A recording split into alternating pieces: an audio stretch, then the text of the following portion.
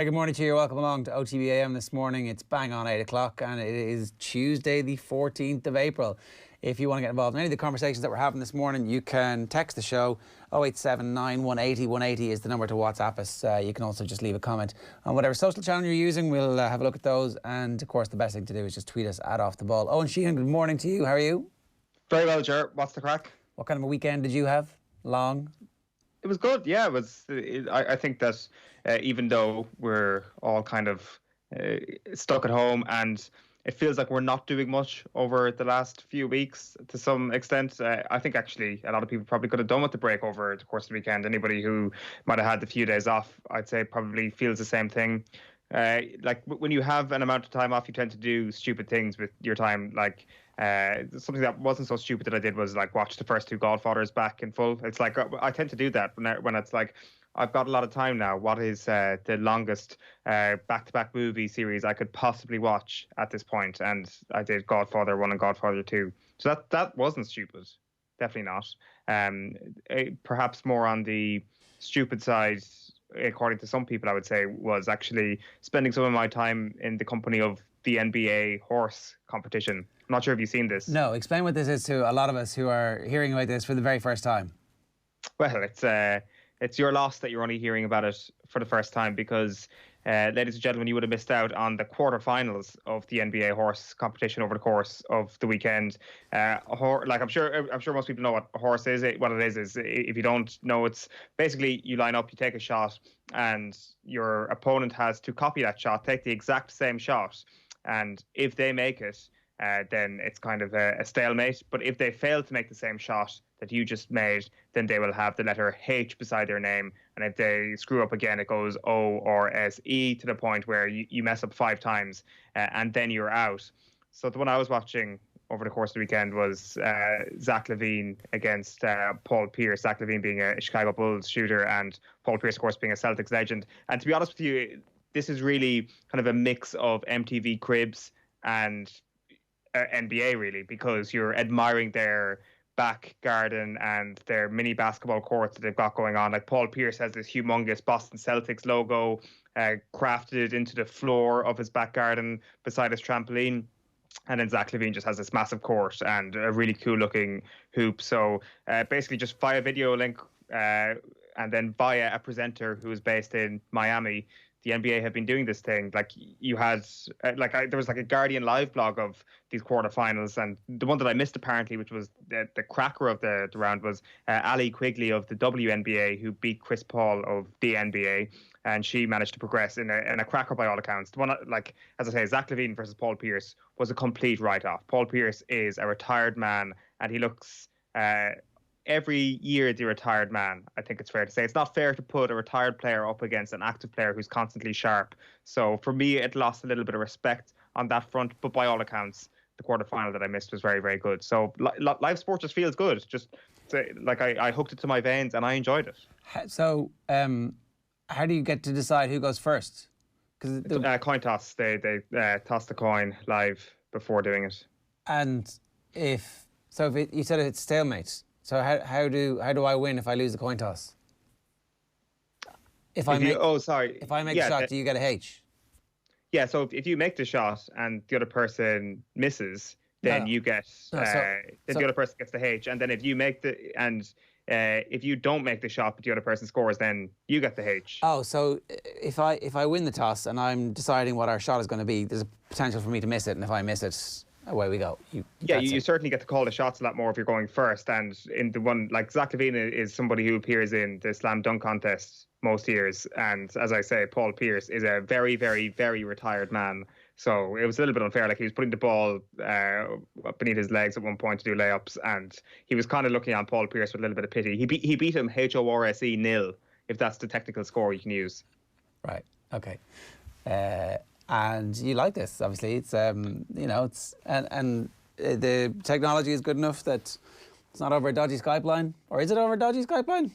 Well, you definitely had like either LaVine's girlfriend or wife or whatever. Certainly, she appeared in shock quite a bit following him around, because what it seems is that the NBA have like dropped off a stepladder with an iPad, and that's like your corner shot. And then you also have somebody who's actually on Steadicam. I presume it's a relative Zach Levine, and there was a relative of Paul Pierce. So you had a 2-camera setup. It was actually pretty good. It was great to see something and watch a bit of sport that you didn't know the outcome of, even though when you look at Paul Pierce, you knew straight away that Zach Levine was going to crush him.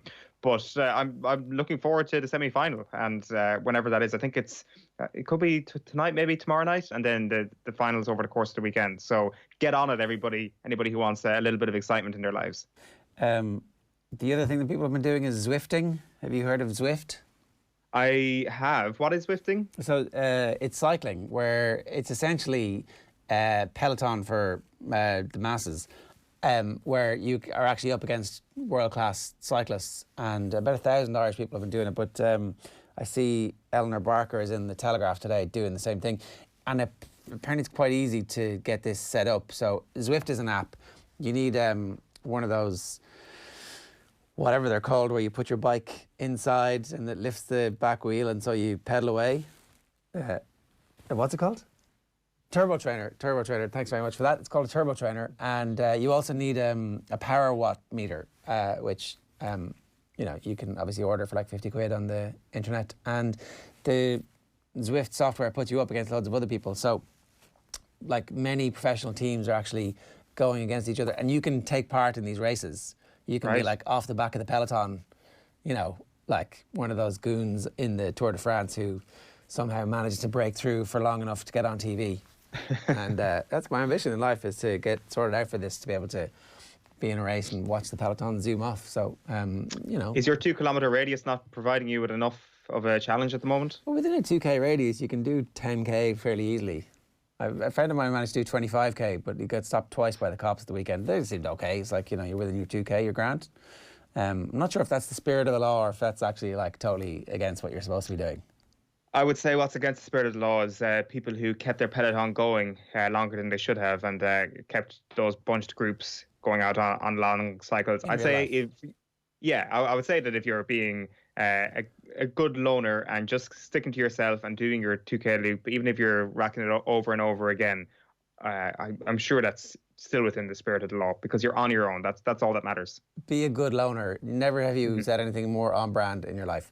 Okay, if anybody wants to get involved in the conversation this morning, 087 180 180 is the WhatsApp number, or you can always tweet us using the hashtag OTBAM or @OffTheBall or @OffTheBallAM. So Mount Rushmore has been fairly contentious. We're actually going to reopen the Mayo debate. I can't believe it's not like Mayo to hijack something early and to make us only talk about them, and for there to be a controversy involving Mayo this early on in something, but there is, and we'll hopefully put that to bed over the next couple of days. But Offaly seems relatively straightforward, no? I was just actually about to make that point, that Offaly have a nice, tidy amount of sports stars and legends. They have a tidy amount of legends that you can actually make this fairly clear cut. It is something, however, that we will need to rely on the experts for the nuance. I think from the very top tier, I think we all know that Shane Lowry is the one head that's already been chiseled. It's beyond that, really, that you kind of need to listen to the lore and listen to someone like Will O'Callaghan, who we'll have on later, and listen to someone like Paul Rouse, who we'll have on later. Like we had Paul on a couple of months ago talking to us about Matt Connor, and every time you hear about Matt Connor, certainly I would say, speaking for myself, that I feel like I'm getting an education when I hear about him, because I haven't watched enough of him, I haven't seen enough of him, but he is held up as an absolute legend of the game, Maurice Fitzgerald-esque in his talent, and underappreciated all round. That, like, really, when you talk about Offaly football, there is nobody more famous than Seamus Darby, but I think we all know that when it comes to the continued greatness and the best footballers of that era, he wouldn't be in the conversation here. So I think Matt Connor is the guy I'm looking forward to hearing a lot about later on, because I presume he's going to get his face chiseled up there. And like, you've got the hurlers as well. Like, if you take like all stars as your radar here, then Brian Wheelahan and Johnny Dooley are certainly going to be in with a shout. And then outside of that, you've got like the likes of Pat Smullen certainly comes to mind for me, and Liam Kearns, who is, I guess, Offaly's answer to Jimmy Barry Murphy. Yeah, it's a good point you bring up about Seamus Darby. Obviously, Seamus Darby wasn't the best player in that team, we know that. But if you say you're the owner-operator of Offaly's Mount Rushmore, and this is a private enterprise, and you want to appeal to people from beyond the shores of your own county, you're putting Seamus Darby up, and you're having a whole story, and you're hiring him to to do the launch, and you might be giving him a gig there 2 or 3 times a year to recount the story of how he stopped the 5 in a row. That gets the Kerry people, that gets the Dubs to come. They're all paying 20 quid in to see. The Dubs are like, yeah, you made us the only 5 in a row. Kerry are like, Jesus, we're picking the scab here, just to remind ourselves of the hurt that drives us on. Like if I was an entrepreneur building Offaly's proper, so it's Shane Lowry, it's Derby, I think, just for the bums on seats, for the box office. Well, just to correct you on one thing there, Kerry would never admit that they would give any tourism revenue to any other county in Ireland because they said it did not deserve it.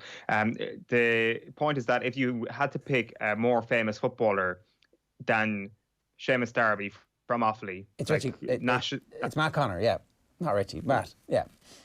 Like, is it Matt Connor? Is Matt Connor more famous than Seamus Darby? Well, I think of a certain age, yeah. I think Matt Connor's story, because his career is cut short in pretty horrific fashion. Certainly there was for people my age, certainly there was a storied reverence about his talent that I actually don't really remember many other people are, because bear in mind the great Kerry team comes around that time, and he was talked about as being as good as any of those players. So same level as Spillane, same level as Jacko. That's how people talked about him at the time. Whether or not that's accurate, and maybe there's, I don't know. It seems like from the footage you see that he was as good as any of those. So. But Ger, I would actually, I don't think I'd go along with that. I think Seamus Darby is definitely the most famous because, the tone about Offaly in the early 80s is all wrong. As if there were some ridiculous plucky underdog who managed to snatch this ridiculous defeat out of nowhere in 1982, which is just not the case. They were one of the best teams in the country, and I'm sure they would all argue that they were fully deserving of that All-Ireland in 1982 as being the best team in the country in that year.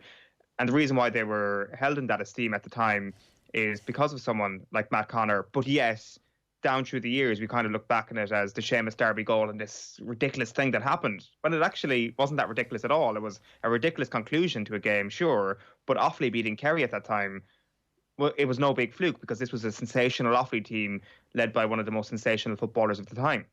Yeah, it's funny though, certainly growing up in the 80s, we would have heard more about Matt Connor's genius than, because remember, you don't see the goal all the time. So Seamus Darby's very famous, sure, but I don't know.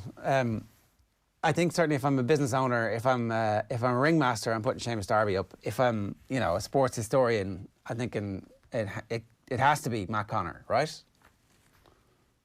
Or both. Let's consider both. Right. Like I said, this is going to be the real breakdown of, is it a football county or a hurling county? If Will is going to make it Shane Lowry plus 3 GAA people, he will be nailing his colours to the mast.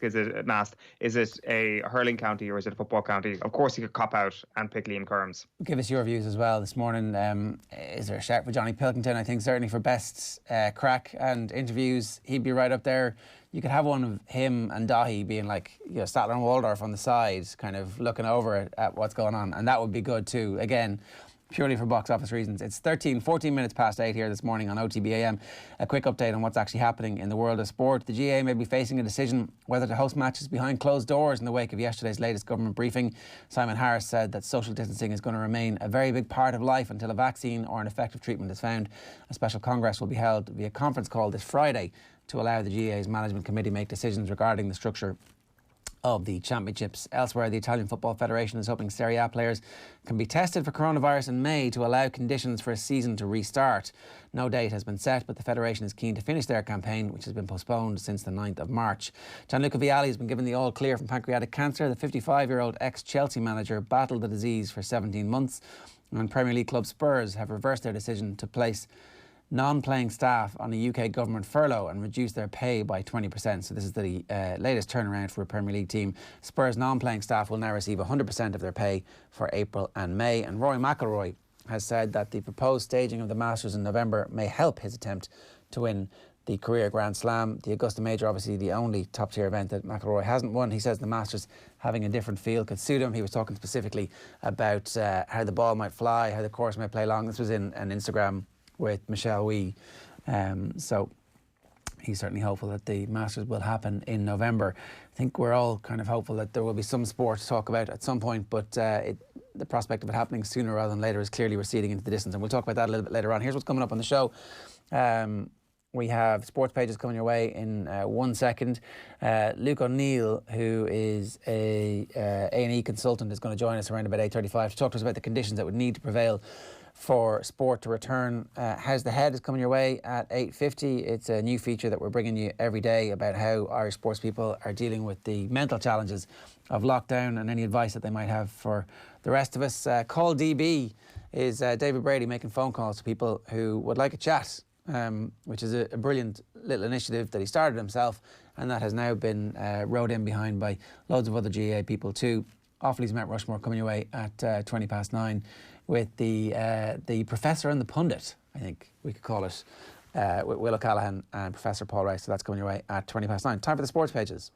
OTB AM.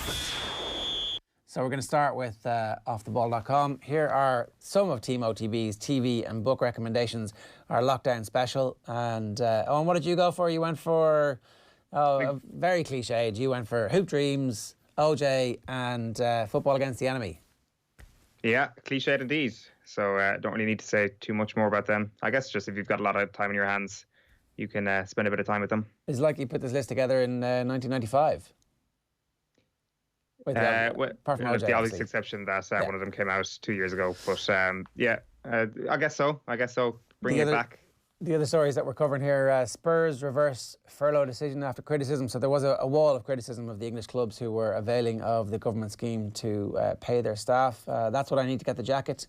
That's Rory McIlroy in that Instagram for Nike yesterday with Michelle Wee. And the 32 Mount Rushmore is Offaly's greatest sports people. So that's Will with his long list and who's on it. And then an interesting chat between Bradley Wiggins and Mark Cavendish. The British cycling apparently wanted their skin suits back after the Olympics, and they wanted their bikes back as well. But Bradley Wiggins wasn't having any of it. He kept it because he is the lad. He wasn't giving back any of the gear. No, they're my effing memories, he said, as opposed to them actually just being a piece of gear that you used. The memories are actually in your head, right? Yeah, I guess so. I guess that's where Bradley Wiggins tends to keep them.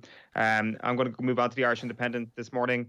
European football in lockdown, but Belarus carries on regardless. Photographs there of a stadium and a piece here find out how 26-year dictatorship and interest from betting firms are helping one country defy COVID-19 concerns. A lot of Dynamo Minsk fans popping up around the world at the moment. Jeremy Wilson and Jason Burt this morning, writing in the Daily Telegraph, carried in the Irish Independent that former FA chief leads calls for radical reform of English games. So this is David Bernstein, who's been talking about how the current crisis underlines a need for a government-backed regulator with statutory powers that would rebalance the entire game in the country. We'll come back to that story in just a moment. And Michael O'Neill is disappointed for McCarthy, but says Kenny will adapt to step up. Yeah, I thought that was Martin O'Neill at first. I was like, ooh, this is going to be interesting. But no, it's Michael O'Neill. Obviously, Michael O'Neill understands exactly what the challenge for somebody going from the League of Ireland is. So next for us is the Irish Examiner this morning. And the Examiner is leading with clause means no refunds likely for GAA season ticket holders. Whoever wrote the terms and conditions for the GAA season tickets is a very, very prescient person, because it actually mentions not coronavirus, but pandemics. The terms and conditions in the loyalty scheme specifically mentions pandemic. They state, in the event of the GAA season, Allianz National League or Championship being postponed due to circumstances outside the control of the GAA, natural disaster, pandemic, etc., there will be no refunds available for GAA season tickets. Wow, I've got to say, that's up there with the Wimbledon folks having their pandemic insurance. Mullen says GAA will consider closed-door championship, and there's a great piece by Professor Jack Anderson going through a Q&A about where we stand with respect to the legal side of things at the moment. And then, again, there's just a suggestion that GAA not turning its back on closed doors is the piece from John Fogarty on the second page. And also the news that Johnny Glynn is recovering from COVID-19 in New York. Himself and his girlfriend both got it. It sounds like they had a bad old dose, but they're both recovering. So we sent him our best wishes, had him on the show recently. And when we were talking about the possibility of New York getting a second game, of course, in the football championship, now let's hope that they actually get one. The Irish Daily Mail this morning leads with Masters plan. McIlroy eyes up November rain to secure a slam. And John Mahon fears championship will be scrapped, which I think is going to be the growing fear over the last couple of days, that we won't get a championship this year. And champion of youth Kenny could turn to his old clubs when game resumes. That's the Irish Daily Mail. The Irish Times this morning is how a footballer's birth month can affect their chances of reaching the top. I'm always really interested in these stories. Research into the relative age effect shows preference given to older players. Malone's done a bit of a deep dive on that today. Manchester City tracked teenage Ajax forward, so transfer gossip is continuing. Murphy appointed Leicester director of rugby. So Leicester have announced Steve Borthwick will take up his position as head coach on the 1st of July, with Jordan Murphy moving up to the role of director of rugby. Borthwick obviously is going to be responsible for events on the field. And then Jerry Thornley's column today is a 10-game 2021 Six Nations actually makes sense. I don't know if you've been following the rugby story over the weekend, but certainly rugby is fairly keen on taking the opportunity to use the crisis as a means of restarting their entire calendar. And frankly, you have to look at them and go, yeah, this is exactly the right thing to be doing. Have these conversations, give everybody some sense that you're looking at every available opportunity and possibility, and you're going to discuss them, weigh out the pros and cons, and then come up with the right decision. And they've been fairly open about it because so many different people are saying things, you know. So we had the interview Bernard Laporte did last week where he was talking about maybe the end of the European Cup and having a World Club Championship every year. It seems like Philip Brown was talking about all of the other things that the IRFU are considering, including a home and away Six Nations for next year, playing all the big games this year, and them being more important than the club matches, which is completely right because, you know, that they're the games that they're going to generate revenue from. So again, look, all of this is presupposing that we're going to get any games this year, which again isn't very clear at the moment. The Irish Mirror this morning goes with my regret. Spurs players and fans force Chairman Levy to make humiliating climb down and restore full pay to staff. Kind of mad that you see here the headline as well, EFL to play again in 53 days time. So May 16th is when the pre-season starts, and June 6th is when the season really starts. It just seems outrageous that that will actually be met. And Odion Ighalo has been told he must take a £200,000 a week pay cut to stay at Manchester United. Yeah, he's not going to do that, is he?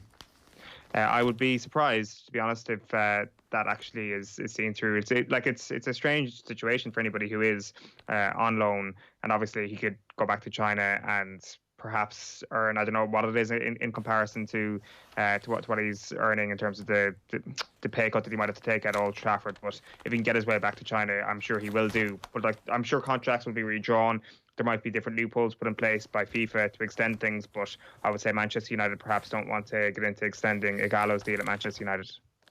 Is it a sports story on the front of the Sun? Couple drove 100 kilometres for a swim. I mean, technically, you know, it's one of those things where, you know, you can't actually have a proper pint. You really want a proper pint. You can't feel the water on your skin. You can't swim. It's like I really felt that over the, I would really like to be swimming at the moment. But a young couple were the first people to be arrested under the new COVID-19 emergency powers after they travelled over 100 kilometres to visit a beach. It comes as the HSE announced 31 more people died. The Irish Sun can reveal the couple from County Limerick were stopped by Gardaí near Kilkee in County Clare, which is quite the trip. They were lifted after they refused to give their names or explain reasons for their journey, brought back to the Garda station and warned about their behaviour before being released. So, what would you do for a swim? Probably not get arrested. Come on, you Spurs. Player power ends furlough plan and stadium to be COVID test centre. So Spurs about a month late getting to where they should have been in the first place. And June 6th, football gears up for restart. Peter Ridsdale planning the return. Cut not gonna happen. So Arsenal players turned down the opportunity to take a 12.5% pay cut. The PFA have essentially advised all of their players not to vote in favour of pay cuts, but only pay deferrals. And it was pay cuts as opposed to deferrals that were on offer from the Arsenal board. So a bit of a shit show around Arsenal at the moment. The Irish Daily Star this morning is game over. Irish sport faces prospect of 2020 being a complete write-off. I think Simon Harris's comments yesterday have fairly quickly crystallised it all for everybody, that sport as we know it is 100% a massive doubt for 2020, and the behind closed doors conversation, which we'll get into in a moment, is also a huge doubt. But it's game on for English football chiefs. You almost have to admire their perseverance in this at the moment, that they kind of view this is something that might actually go ahead. We'll get into the Sports Illustrated piece, as I say, in just a moment, where they've kind of broken down why this is an unbelievably ambitious project. Now, with the money involved in the Premier League, who knows what might happen. United in Real battle. This is Jadon Sancho. Looks like it's going to be Manchester United versus Real Madrid. If they can actually be in a position to get into a transfer war this summer and hammer time for Zlatan, Hammarby fans tried a sneaky glimpse of Swedish AC Milan striker Zlatan Ibrahimovic, who trained with the Stockholm club yesterday. He could be back in Serie A action sooner than later, with Italian FA chiefs now considering proposals for a May 31st return behind closed doors. And then you've also got an exclusive with Malcolm O'Kelly in the Star this morning. It's rugby, but not as we know it, he says. The back page of The Guardian has an Ian McKinley interview, actually. Lessons of the lockdown Italian fly-half Ian McKinley on an extraordinary month in North Italy, obviously an Irishman. Wiggins and Cavendish and Swipe British Cycling, we talked about that. And Spurs say supporter pressure led to U-turn on furlough plan. The Times London edition, Spurs first forced into U-turn over furlough, players unhappy at club's original move. Training still weeks away, writes Matt Lawton, and game on brink, writes Warren's Union, I should say. The sense that a revolution is brewing in World Rugby gathered strength yesterday as the Rugby Players Association warned that the professional game is on the brink and joined calls for a radical restructure of the sport. Not the only game, perhaps, that might be looking at radical restructuring over the next couple of months. And there is that photo as well of Zlatan. You can't lock him down. Ibrahimovic, who plays for AC Milan, was training with Hammarby in his native Sweden yesterday, where gatherings of up to 50 people are permitted. I mean, I probably would watch that training if they live streamed it. Just saying. There's a market there for that. The Herald has a two-page spread about inner belief forged on the streets of Dublin, and this is some of the best footballers that have come from the inner city. John Giles, Wes Houlihan, Curtis Fleming and Stephen Elliott, all coming from about a 2-mile radius, or 2-kilometre radius, if you want, in inner city Dublin.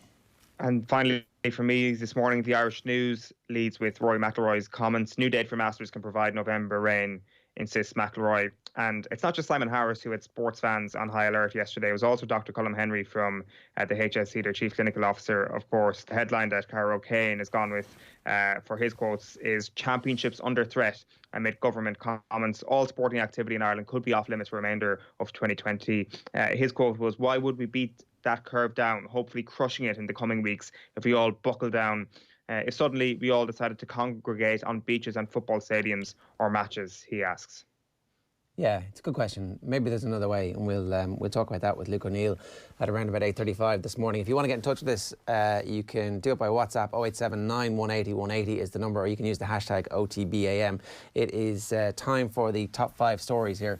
Number 1 is bursting our sport in 2020 bubble. This is off the back of the Sports Illustrated piece, essentially, which I think has kind of led to a lot of the questions that have come over the last 36 hours or so. So what will sport look like when it comes back? When will it come back? How will it come back?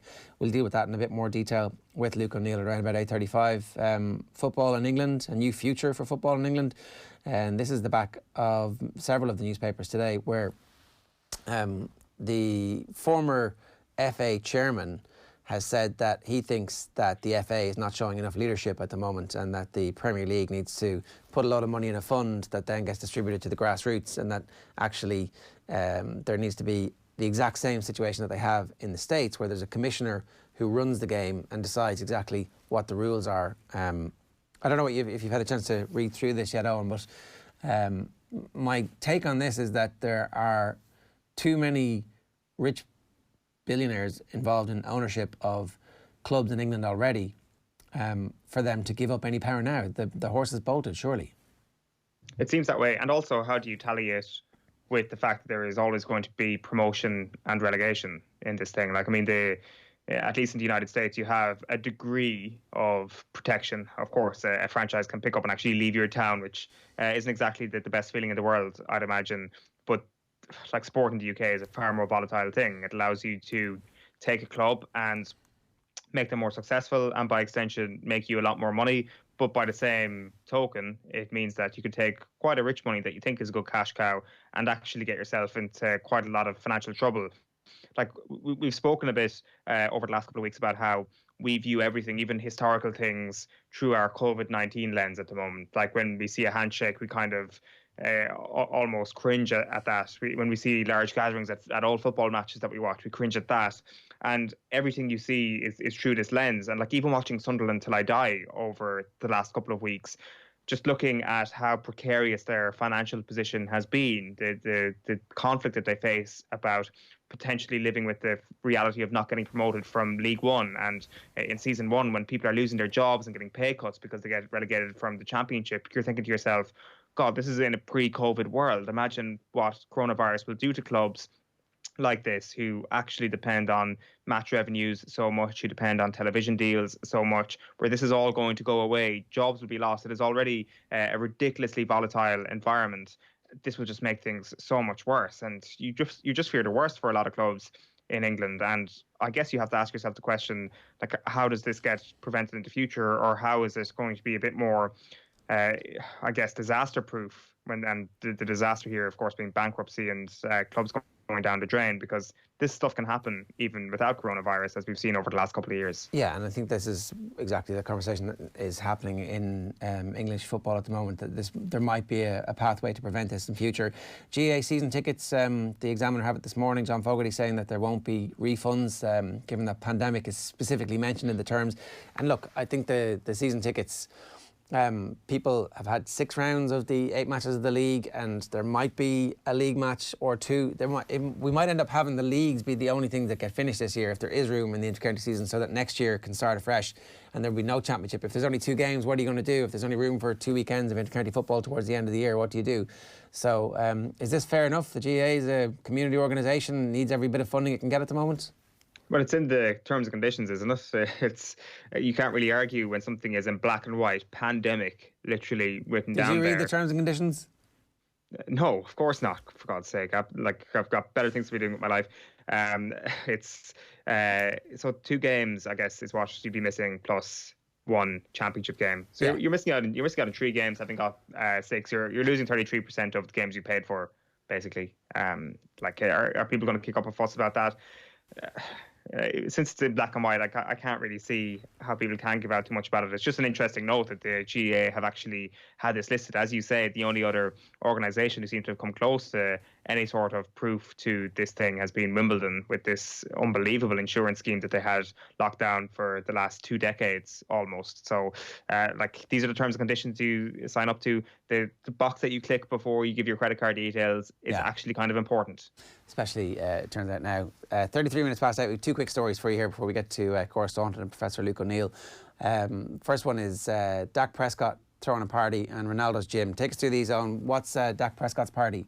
Yeah, so the Dallas Cowboys quarterback. Texas have got a situation in place where you can have gatherings of up to 10 people, but footage emerged on TMZ over the course of the weekend of Dak Prescott hosting a party for 30 people, like a fairly swanky party, I'm not going to lie. Nice little finger food up on the counter. Apparently there was some footage doing the rounds of Ezekiel Elliott being spotted at a local barbecue joint, like picking up said finger food. And then there was more footage later in the night of like a sit-down dinner. So I think it was his friend's birthday party, and Dak, obviously, after the finger food, they kind of moved into the dining room later on and had this nice round table where everybody got into a bit of fine dining. Like, this kind of comes a few days, I think it was like the day after April Fool's Day, where Des Bryant of the Cowboys had posted a photo of Dak Prescott and the guys with their arms around one another at the training facility. And I don't know, he's not doing his image any favours at the moment, especially if we want to get to a place where we have to trust our sports stars to get on with behind closed doors events over these next couple of months. Like, we'll get into the Sports Illustrated piece later, but human error is one way that this whole idea and this whole dream of getting sport play behind closed doors can just fall to pieces. And when you have humans like Dak Prescott, when you have humans like Kyle Walker in the world who will make selfish decisions, you do have to fear for the future of any behind closed doors games. The other incident then you mentioned, not an incident at all, it's actually just Cristiano Ronaldo posting on his social media account And I've often wondered what's it like to be like the son or daughter of Cristiano Ronaldo. Well, clearly it means actually being used as a dumbbell, because he's now using his kids at weights to show off his fantastic gym routine. And that's what Cristiano Ronaldo is getting up to during lockdown.